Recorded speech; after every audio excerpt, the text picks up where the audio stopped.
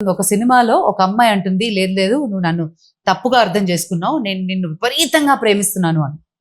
అవునా, నిజంగా ప్రేమిస్తున్నావా, అయితే లిక్ మై షూ అంటాడు. ఆ సీన్ కి ఎంత బ్యాక్లాష్ వచ్చిందంటే పెద్ద కాంట్రవర్సీ అయిపోయింది. అంతలాగా చూపిస్తారా ఆ పర్టికులర్ సీన్ లో ఆ పర్టికులర్ డైరెక్టర్? ఇలా ఉంటుంది ఆ థాట్ ప్రాసెస్. అమ్మాయిల్ని కొట్టడం, it's they are normalizing things. దీన్ని ఎలా చూడాలి?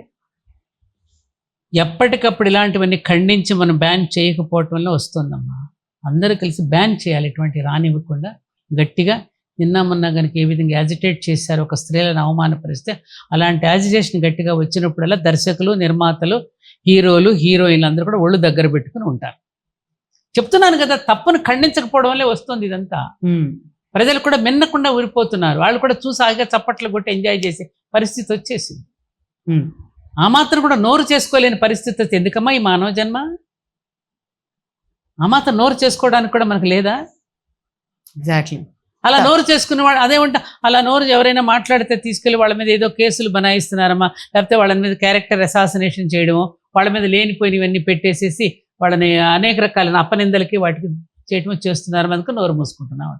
మరి ఏది దారి? Raise your voice. Raise your voice. 10 మంది గొంతులు తిప్పితే ఎవడేం చేయలేడు కదమ్మా. ఒక్కడొక్కడుగా కాదు, 10 మంది, 100 మంది, 1000 మంది కలిపి గొంతెత్తితే దాంట్లో కొట్టుకుపోతారు. ఏదే ఆ ప్రయత్నం ఏది? ఇప్పుడు కలాం గారు కూడా ఒకప్పుడు కోట్ చేసేవారు, నేను ప్రతి చోట కోట్ చేస్తాను. If there is a righteousness in the heart, there will be beauty in the character. If there is a beauty in the character, there will be harmony in the home. If there is harmony in the home, there will be order in the nation. If there is order in the nation, there will be peace in the world. హృదయంలో సన్మార్గం ఉంటే శీలంలో సౌందర్యం ఉంటుంది. శీలంలో సౌందర్యం ఉంటే ఇంటిలో పద్ధతి వస్తుంది, ఐక్యత వస్తుంది. ఇంటిలో కనుక ఐక్యత వస్తే జాతిలో పద్ధతి వస్తుంది.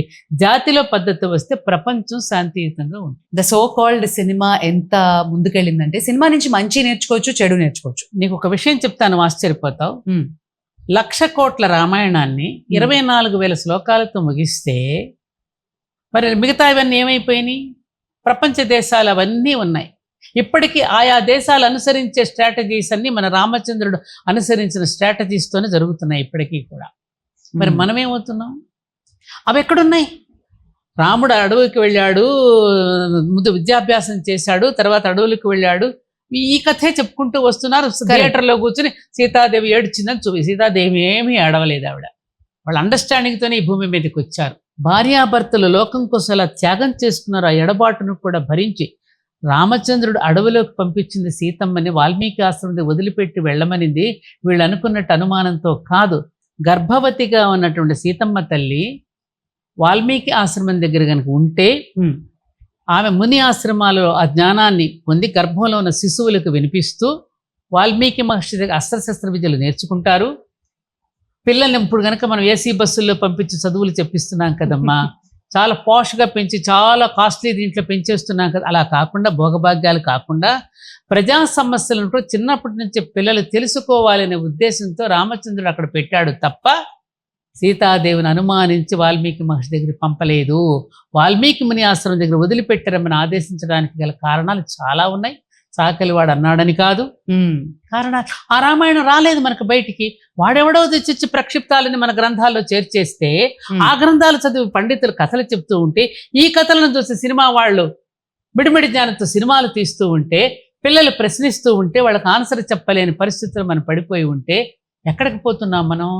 రాముడిని ఎలా పరిపాలించాడో, ఎటువంటి స్ట్రాటజీస్ని అనుసరించాలో, యుద్ధం వచ్చినప్పుడు ప్రపంచ దేశాలతో సత్సంబంధాలు ఎలా ఉండాలో, అందరికీ సమానంగా పంపిణీ ఎలా చేయాలో, ప్రజల యొక్క కష్ట సుఖాలను ఎలా తెలుసుకోవాలో, ఇవన్నీ రామాయణంలో 11,000 సంవత్సరాలు పరిపాలన శ్రీరామచంద్రుడి యొక్క గాథ ద్వారా మనకి తెలిసింది కదా.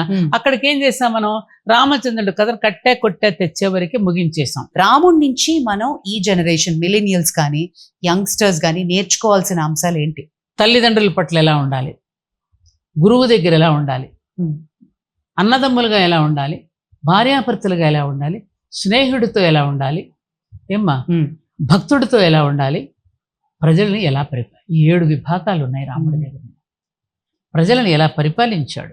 ఎగ్జాక్ట్లీ, నేను అదే అంటున్నా. ఈ 7 విషయాలు మనం నేర్చుకోవాల్సింది రాముడి నుంచి అంటే ఈ రోజుకి అవి రెలవెంటా? రెలవెంటే కదా. ఇప్పుడు కూడా అక్కడక్కడ కుటుంబాలు ఉన్నాయంటే భార్గవి, ఇంకా ఉమ్మడి కుటుంబాలు మీకు ముఖ్యంగా అటు రాయలసీమ తెలంగాణ ప్రదేశాలకు ఇప్పటికీ ఇంకా ఉమ్మడి కుటుంబాలు తడుస్తూ చక్కగా ఉన్నారు. కారణం రాముడు కాదా? ఈ ఉమ్మడి కుటుంబ వ్యవస్థని ఇంత అద్భుతంగా ఒక సందేశాన్ని ఇచ్చి జీవించి చూపించిన వాడు రాముడు కాదా? ఇంకా భార్యాభర్తలు బాహ్య సౌందర్యానికి కాకుండా ఆత్మ సౌందర్యానికి విలువనిస్తూ ఒకరికి ఒకరుగా ఉంటున్నటువంటి వాళ్ళు ఉన్నారు అంటే అది సీతారాముల కూర్చొని నేర్చుకున్నది కాదా అమ్మా? ఎస్. అన్నదమ్ములు సౌఖ్యంగా ఉంటున్నారు అంటే, ఒకరికొకరు అనుబంధంగా ఉంటున్నారు అంటే వాళ్ళు కాదు. మా అన్నయ్యలు ఇప్పుడు కూడా అన్నయ్య రాకుండా భోజనానికి కూర్చోడు. అన్నయ్యని రాని అంటాడు భోజనానికి కూర్చోమంటే, అంతవరకు వెయిట్ చేస్తాడు. భార్యలు కూడా భర్తలు వచ్చే వరకు వెయిట్ చేస్తారంటే అది అక్కడ బానిసత్వం కాదు, దానికి ఒక సైన్స్ ఉన్నది. మనం తిన్న ఆహారం పురుష గర్భంలో చేరుతుంది, పురుష గర్భంలో నుంచి స్త్రీ గర్భంలోకి చేరుతుంది. కాబట్టి ముందు భర్త తిన్న తర్వాత భార్య తినాలనేది అంటే సైన్స్ చెప్పారు తప్ప అక్కడ బానిసత్వం కాదు అది. ఇప్పుడు వాళ్ళకి అది తెలియక ఏంటి మేము సమానం కదా, ఏం తినకూడదు మగాడ తినకుండా కాదు. అక్కడ ఒక నియమం, ఆరోగ్యకరమైన నియమాలు ఉన్నాయి తప్ప మనకి నిబంధనలు లేవు.